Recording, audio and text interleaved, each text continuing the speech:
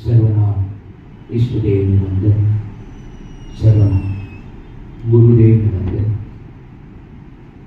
આજે આપણે સૌ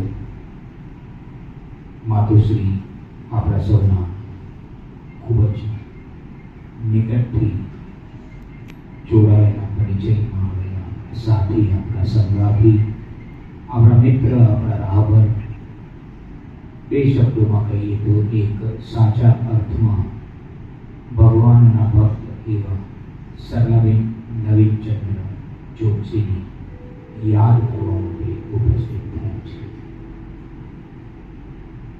સૌથી પહેલાં તો એક વાત મારે અને તમારે સમજવી ખૂબ જરૂરી અને અગત્યની, સાથે સાથે મહત્વની બની રહે છે કે પ્રાર્થના સભાનું તાત્પર્ય શું? મૃત્યુ જેવા ગહન ગૂઢ છે, ક્યારેય આપણે જાણી નથી શકતા, ન કોઈ પામી શક્યું. એ વિષય પર હું અને તમે વધારેમાં વધારે શું કરી શકીએ? થોડા ભજનો ગાઈ શકીએ, થોડા શબ્દો દ્વારા શ્રદ્ધાની અંજલિ આપી શકીએ. મૃત્યુ જેવા ગહન અને ગૂઢ વિષય પર ન કોઈ જાણી શકે, ન કોઈ પામી શકે. પણ હા, આપણે સાથે મળીને થોડું મનન, થોડું ચિંતન કરી શકીએ. પણ પ્રાર્થના સભાનું સાચું તાત્પર્ય તો એ કહેવાય કે આ પૃથ્વી છોડીને ક્યાંક અતીતની દુનિયામાં દૂર દૂર જનારના એકાદો ગુણ આપણી અંદર પણ જો ઉતરે તો કદાચ મારું તમારું આ પ્રાર્થના સભામાં આવું એ યથાર્થ સાબિત થાય. આમ તો આપણે સૌ ભગવાનનું નામ લેવા ભેગા થયા છીએ. ભગવાનનું નામ એક એવું હોય છે, ભગવાનનું કે નહીં, પરંતુ કોઈ પણ સાત્વિક વાતનું કે સાત્વિક વસ્તુનું માત્ર મનન ચિંતન કે નામ જ એવું હોય છે કે સર્વત્ર મંગલમય વાતાવરણ ઊભું કરી દે છે. તો ભગવાનનું મંદિર પણ કેટલું મંગલ હશે કે જ્યાં આપણે સૌ દર્શન કરવા જઈએ છીએ. મને ખાતરી છે, મને શ્રદ્ધા છે અને સાથે સાથે મારી લાગણીઓ પણ છે. સરલાબેન માટે ઈશ્વરે એમનું મંદિર જે મંગલ છે એના દ્વાર ખોલી નાખ્યા છે, અને એટલે જ આવું આ શબ્દોએ આપણે સૌ એમને યાદ કરીએ.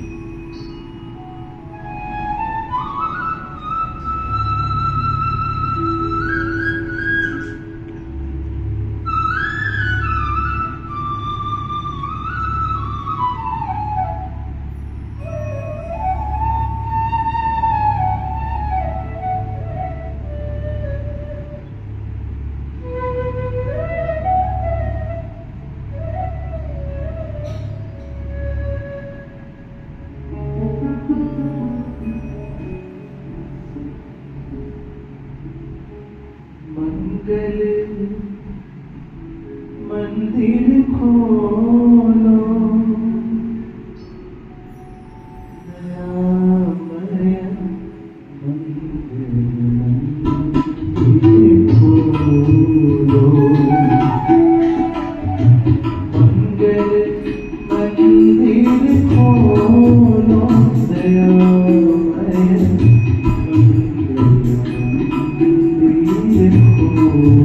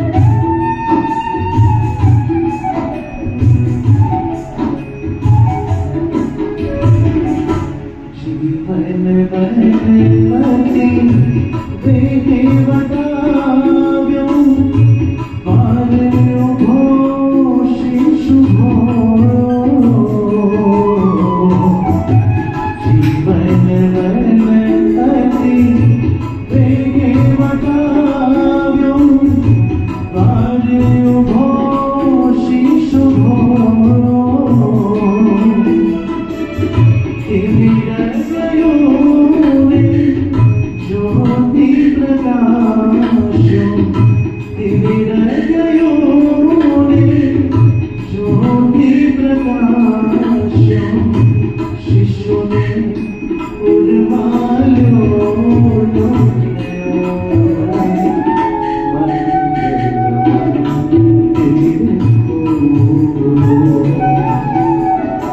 है